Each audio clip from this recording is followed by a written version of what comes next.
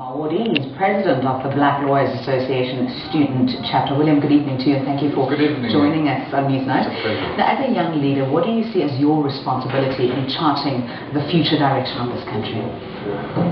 From a legal perspective, the role that Black Lawyers Association Student Chapter plays is to ensure that we bridge the vacuum or the gap that exists between graduates, those are LLB graduates, and the legal profession. And as such, we say the struggle that has been started by those in the 1976s, we now continue the same, but from a legal perspective.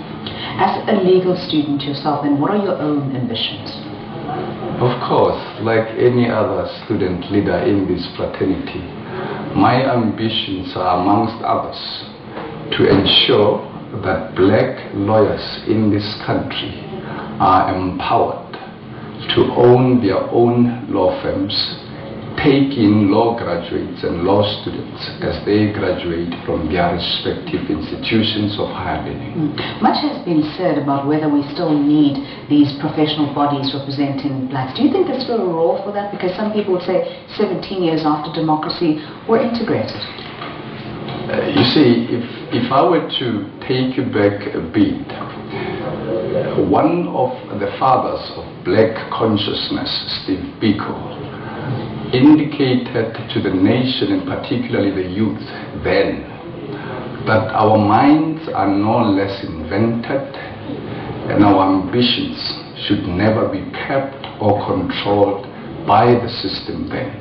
Now, it's from that premise where we say, if you look at the status quo today, for instance, the biggest litigator in South Africa is the state. Yet, black advocates and black attorneys are the least briefed and instructed. Now, the relevance of our cause emanates from some of these submissions. Why is that still the case, do you think?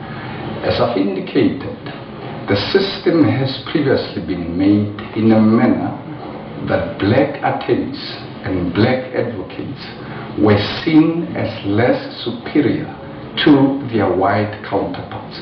Now, we say we want to bridge this gap, bridge the vacuum, and the one way to start that is to transform legal education. But surely, if the state is the biggest client, as you say, they should be putting transformation at the forefront of whatever activities that they have.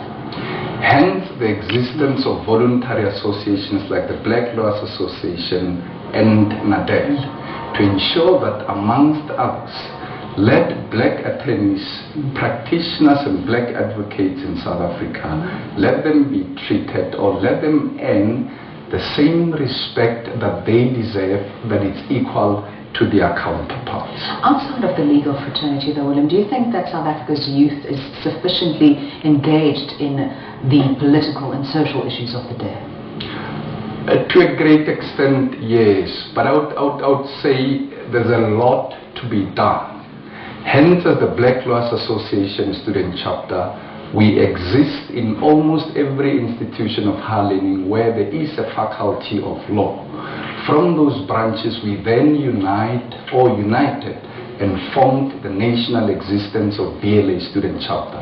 This is where we gather, share ideas, and ensure that the legal profession belongs to those that honor it and treat it as the noble profession. Is there a great deal of interest from young people in studying law? Are you seeing an increase in the numbers?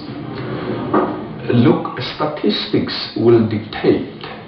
For instance, an average of LLB graduates in classes respectively, of course from one institution to the next, ranges from 200 to 300.